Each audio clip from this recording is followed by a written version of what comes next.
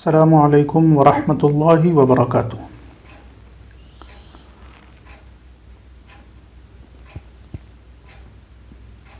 معزز سامعین و ناظرین، شرعی مسائل کی اس نشست میں ایک مرتبہ پھر چند سوالات کے جوابات پیش کیے جا رہے ہیں۔ سمجھیے اور سمجھ کر عمل کرنے کی کوشش کیجیے۔ اللہ تبارک و تعالی ہم سب کو سیکھنے، سمجھنے، عمل کرنے کی توفیق نصیب فرمائے۔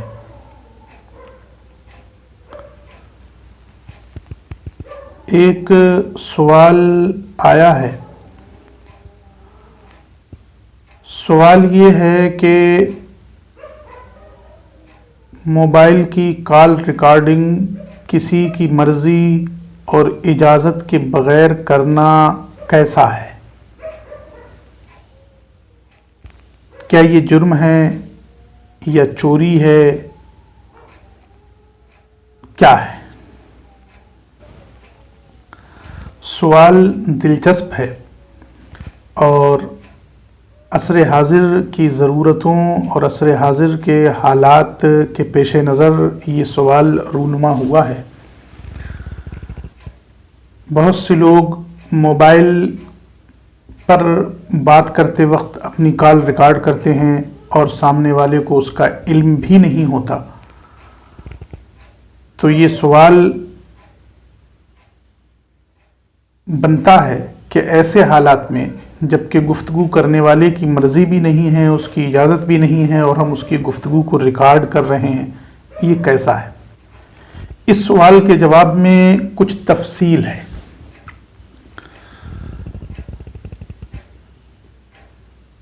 اولاً یہ کہ گفتگو کرنے والے،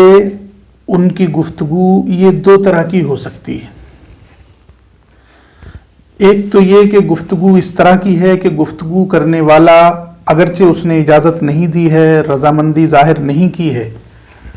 لیکن اس گفتگو کو پھیلانے یا اس کو دوسروں تک پہنچانے کو وہ ناپسند نہیں کرے گا، بلکہ اس کی اجازت دے دے گا یا اچھا سمجھے گا۔ جیسے کوئی استاذ اپنے شاگرد کو پڑھا رہا ہے، اس نے سبق کی ریکارڈنگ کر لی، یا کوئی دینی محفل ہے، کوئی تقریر ہے، کوئی واعظ ہے، جس کو دوسروں تک پہنچانا یہ گفتگو کرنے والا ناپسند نہیں کرے گا۔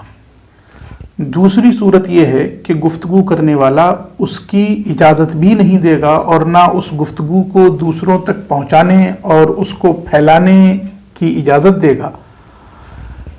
بلکہ اس کو وہ ناپسند کرے گا کہ اس کی وہ گفتگو دوسروں تک پہنچائی جائے۔ اسی طرح گفتگو کو ریکارڈ کرنے والے بھی دو طرح کے ہو سکتے ہیں۔ ایک تو یہ کہ وہ اس کے راز کو، اس گفتگو کو دوسروں تک پہنچانا چاہتے ہیں فتنہ و فساد کی نیت سے، یا کسی کے درمیان بغض و عداوت ڈالنے کی نیت سے، اختلافات کو بڑھاوا دینے کی نیت سے۔ اور ایک یہ کہ وہ یہ چاہتا ہے کہ یہ بات جو آج ہو رہی ہے، یہ گفتگو جو آج کی جا رہی ہے، یہ میرے پاس محفوظ رہے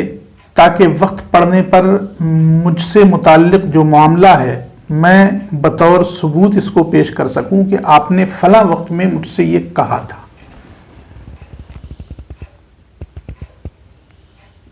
سب کے احکام الگ الگ ہیں۔ ظاہر ہے اگر کوئی ایسی گفتگو کر رہا ہے جس کے پھیلانے پر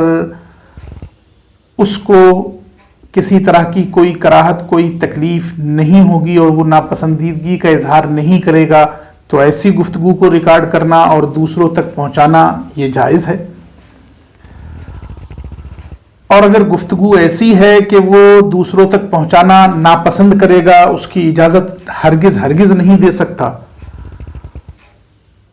تو اس گفتگو کو پہنچانا جائز نہیں ہوگا، اس لیے کہ گفتگو کسی بھی مجلس میں ہو، وہ اہل مجلس کے پاس ایک امانت ہوتی ہے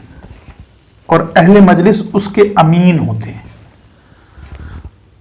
اس امانت میں خیانت نہیں کی جا سکتی۔ عام طور سے ہوتا یہی ہے کہ ہم کسی کی گفتگو اس لیے ریکارڈ کرتے ہیں، اس لیے اپنے موبائل میں ریکارڈنگ چالو کرتے ہیں کہ وہ دوسروں کو سنائیں اور دوسروں تک وہ گفتگو پہنچائیں۔ تو یہ سراسر امانت میں خیانت ہے، بلکہ اگر نیت فساد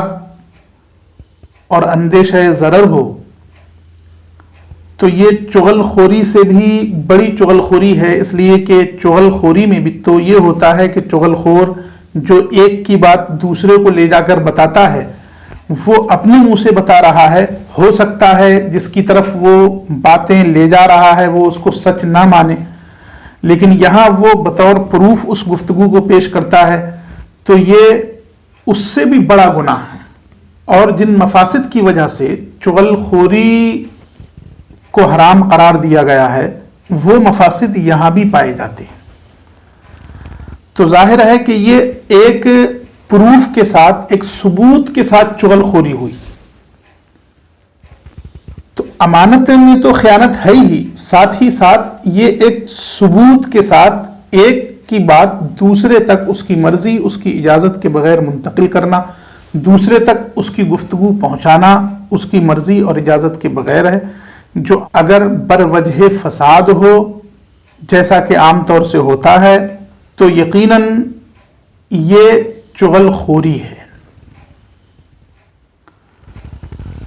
ہاں، اگر ایسی کوئی گفتگو ہے جس میں بات کرنے والے کو اپنے مقابل سے یہ گمان ہے کہ کہیں یہ اس بات کو بدل نہ دے، لہٰذا میرے پاس محفوظ رہنا چاہیے یہ گفتگو، تاکہ جب مجھے ضرورت پڑے میرا حق نہ مارا جائے، میں اس وقت بطور ثبوت اس کو پیش کر دوں، تو اس کی اجازت دی جا سکتی۔ خلاصہ یہ کہ عام طور سے موبائل میں جو ریکارڈنگ آن کی جاتی ہے یا جو لوگ کال ریکارڈ کرتے ہیں وہ دوسروں کو سنانے کے لیے اور دوسروں تک پہنچانے کے لیے ہوتی ہے، اور پہنچانے میں ان کی نیت راز کو ظاہر کرنا یا کوئی فساد برپا کرنا، ان کے درمیان تفریق پیدا کرنا، اس طرح کی کوئی بھی نیت ہوگی تو ہرگز کسی کی مرضی اور اس کی اجازت کی بغیر ایسی صورتوں میں کوئی ایسی گفتگو ریکارڈ نہیں کر سکتے، اس کی اجازت نہیں ہوگی، کیونکہ وہ چغل خوری ہوگی اور امانت میں خیانت ہوگی۔ ہاں، کوئی اچھی گفتگو ہے یا ایسی گفتگو ہے جس کو پھیلانے کو وہ گفتگو کرنے والا منع نہیں کرے گا بلکہ پسند کرے گا، اس کو ریکارڈ کیا جا سکتا ہے، یا ایسی گفتگو جو بطور ثبوت یہ اپنے پاس رکھنا چاہتا ہے تاکہ وقت پر اپنے حق سے محرومی نہ ہو جائے، اس لیے اس کو اپنے پاس ریکارڈ کر کے رکھ سکتا ہے۔ ہمیشہ یاد رکھیے، ہم جب کسی سے گفتگو کرتے ہیں تو اس کی گفتگو ہمارے پاس امانت ہوتی ہے۔ ہاں، اگر ایسی کوئی گفتگو ہے جس میں کسی کے قتل ناحق، کسی کے خون ناحق کی پلاننگ ہو رہی ہے، سازش ہو رہی ہے، یا کسی کی عصمت دری، کسی کی عزت و آبرو پر حملہ کرنے کی سازش ہو رہی ہے، اور آپ اس عزت و آبرو اور آپ اس کو اطلاع دے سکتے ہیں جس کی عزت و آبرو پر حملہ ہونے والا ہے، تو آپ اس کو اطلاع دے دیں تاکہ وہ اپنی عزت کی حفاظت کر لے، وہ اپنی جان کی حفاظت کر لے، اس میں کسی قسم کی کوئی قباحت نہیں ہوگی۔ اللہ تبارک و تعالی توفیق نصیب فرمائے۔ ایک سائل نے سوال بھیجا ہے، سوال یہ ہے کہ میں نے ایک کتاب میں پڑھا ہے کہ غیر عالم کو واعظ نہیں کہنا چاہیے، جبکہ یہ بھی کہا جاتا ہے کہ اگر کوئی ایک بات بھی معلوم ہو تو وہ بھی دوسرے کو بتا دی جائے، دوسروں تک پہنچا دی جائے، فلاں کتاب میں میں نے یہ پڑھا ہے، فلاں کتاب میں میں نے یہ دیکھا ہے، تو آپ اس کی وضاحت فرمائیں کہ غیر عالم کو واعظ نہیں کہنا چاہیے، یا پھر یہ بات صحیح ہے کہ اگر ایک بات بھی معلوم ہو تو اس کو دوسروں تک پہنچا دیا جائے۔ اس سوال کا جواب یہ ہے کہ سائل نے، سوال کرنے والے نے واز کرنے، تقریر و بیان کرنے اور کسی کو کوئی بات بتانے، ان دونوں میں فرق نہیں سمجھا ہے۔ واز کرنا ایک الگ چیز ہے اور کسی کو کوئی بات بتانا یہ ایک الگ چیز ہے۔ منبر پر عامت المسلمین کے سامنے کھڑے ہو کر انہیں واض و نصیحت کرنا، قرآنی آیتوں کے مفہوم اور احادیث کے نصوص سے ترغیب و ترہیب کرنا، جنت کی طرف رغبت دینا، جہنم سے ڈرانا، نیک اعمال کی طرف رغبت دینا، برے اعمال سے بچانے کی کوشش کرنا، یہ ایک الگ چیز ہے۔ اور آپ کو جو حکم معلوم ہے، جو بات معلوم ہے، وہ آپ دوسرے تک پہنچا دیں، یہ ایک الگ بات ہے۔ جیسا کہ حدیث پاک میں ہے، بلغوا انی ولو آیتن، میرے پاس سے ملی ہوئی کوئی بھی چیز ہو، اگرچہ قرآن کریم کی ایک آیت ہی ہو، ایک حدیث ہی ہو، ایک حکم ہی ہو، وہ دوسروں تک پہنچا دو۔ لیکن اس کے باوجود اللہ کے رسول صلی اللہ تعالی علیہ وسلم جب مبلغ بنا کر کسی علاقے میں بھیجنا ہوتا تھا تو پھر ان صحابہ کا انتخاب کرتے تھے جن کے پاس علم، عقل، سمجھ ہوتی تھی۔ ایسا نہیں تھا کہ کسی کو بھی پکڑا اور مبلغ بنا کر بھیج دیا کہ جاؤ تم چلے جاؤ، بلکہ ایسا بھی ہوا کہ اللہ کے رسول صلی اللہ تعالی علیہ وسلم نے مبلغ بنانے سے پہلے صحابی سے پوچھا کہ تمہیں وہاں بھیج تو رہا ہوں میں مبلغ بنا کر، لیکن یہ بتاؤ کہ تم کوئی مسئلہ پیش آئے گا تو حکم کس چیز میں دیکھو گے؟ جس کا مقصد یہ تھا کہ مبلغ ہر ایک کو نہیں بنایا جا سکتا، بلکہ اس کے اندر کچھ سمجھ بوجھ، کچھ علم و عقل ہونا چاہیے۔ جبکہ یہ حکم بھی اللہ کے رسول صلی اللہ تعالی علیہ وسلم ہی نے دیا، بلغوا انی ولو آیتن۔ تو یہ عام لوگوں کے لیے اس معنی میں کہ انہیں اگر کوئی حکم معلوم ہے تو وہ دوسروں کو بتا دیں کہ فلاں شخص نے یا فلاں کتاب میں یہ حکم لکھا ہوا ہے، فلاں شخص نے یہ حکم بتایا ہے۔ رہا تقریر و واز کرنا تو وہ عالم کا منصب ہے، اس لیے کہ وہی نائب ہیں رسول کریم صلی اللہ تعالی علیہ وسلم کے،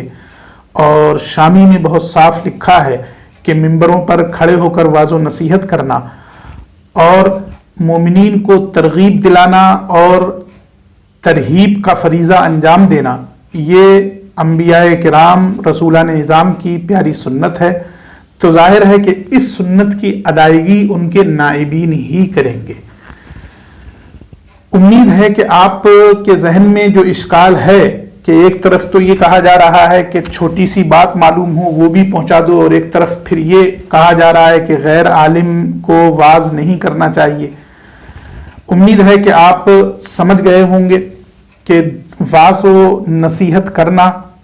تقریر و بیان کرنا اور کسی کو کوئی بات بتانا، ان دونوں میں فرق ہے۔ واز و نصیحت بہت اہم چیز ہے، اچھی چیز ہے۔ امر بالمعروف نہی عن المنکر کا فریضہ انجام دینا بہت بہتر چیز ہے، لیکن اس میں ذرا سی بھی غفلت اور ذرا سی بھی کم علمی کبھی کبھی اتنی نقصان دہ ثابت ہوتی ہے کہ وہ جو کار خیر ہے ہمارے لیے وبال اور مصیبت بن جاتا ہے۔ جو علم رکھتا ہو، جس کے پاس اتنی سوجھ بوجھ ہو، وہی اس فریضے کو انجام دینے کے لیے کھڑا ہو، ورنہ بغیر علم کے یا وہ لوگ جو صرف کتابیں اردو کی پڑھ سکتے ہیں وہ کتابیں ہی اردو کی پڑھ کر سنائیں، اسی میں بھلائی ہے، سنانے والوں کی بھی اور سننے والوں کی بھی۔ ایک سوال یہ ہے کہ عصر کے بعد سے لے کر مغرب تک کچھ نہ کھانا، کچھ نہ پینا، کیا یہ سنت ہے؟ کچھ لوگ کہتے ہیں کہ عصر و مغرب کے درمیان کچھ نہ کھانا پینا سنت ہے۔ اس کا جواب یہ ہے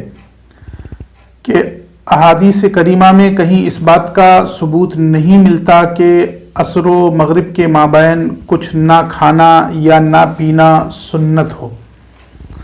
بلکہ عام طور سے اللہ کے رسول صلی اللہ تعالی علیہ وسلم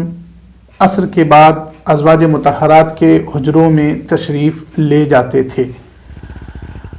کچھ نہ کھایا جائے، کچھ نہ پیا جائے، یہ سنت ہو، اس کا کوئی ثبوت نہیں ہے۔ لہذا یہ افواہ غلط ہے کہ عصر و مغرب کے درمیان کچھ نہ کھانا پینا سنت ہے۔ اللہ تبارک و تعالی سیکھنے، سمجھنے اور عمل کرنے کی توفیق نصیب فرمائے، آمین۔ السلام علیکم ورحمۃ اللہ وبرکاتہ۔